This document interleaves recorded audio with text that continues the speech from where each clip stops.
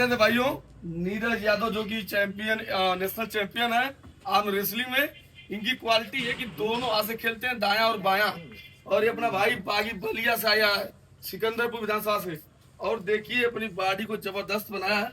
भाई कह रहा था कि भैया हमारे पास कोई सोर्स नहीं है, हमारे पीछे कोई सपोर्ट नहीं है, लेकिन और देखिए अपना कितना मेहनत करके घर पे मेहनत करके 6 पैक बनाया है भाई। और डेली मेहनत करता है। आज भूआ अखाड़े पे दोपहर के 2 बजे आकर अचानक मार रहा था। हम लोग आए तो भैया बोले कि भैया हम लोग से पहले मिल तो लिए होते। तो भैया हम आप लोग की वीडियो देखते हैं, आपको सारी जगह जो है हमको पता थी। तो और बताओ कहाँ जीते थे नेशनल? भोपाल में जीते थे आर्म रेसलिंग करके।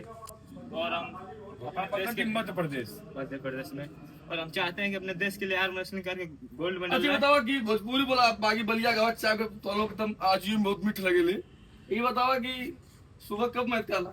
हम 6 बजे से 9 बजे में करेंगे सुबह मेहनत, और शाम के 4 बजे से 7 बजे। बागी बलिया से कैसे हिला यहाँ अखाड़ा आजमगढ़? बागी बलिया से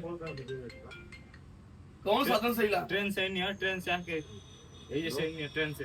अच्छा बागी बलिया में सबसे बढ़िया बाबा हम जैसे कि आर्मी वाले आर्मी में जाइए लोग लेकर फोर्स में जाना तो पहले जमाना की जयकारा लगाओ। का नाम है बिरगू बाबा की जय। का खासियत है बिरगू बाबा का? बिरगू बाबा बतावा उस जमाने के मतलब कि हमारे मतलब कि पहलवान पूर्वज थे, पहलवान थे, साधु संत थे। तो आज उन्हीं के नाम से पूरी बलिया को जो जाना जाता है। अगर आप बिरगू बाबा का नाम ले लेंगे तो पूरा लोग जान जाएंगे ये बलिया का नौजवान आ गया है। चलो ये बलिया का नौजवान, धन्यवाद, शुभकामनाएं।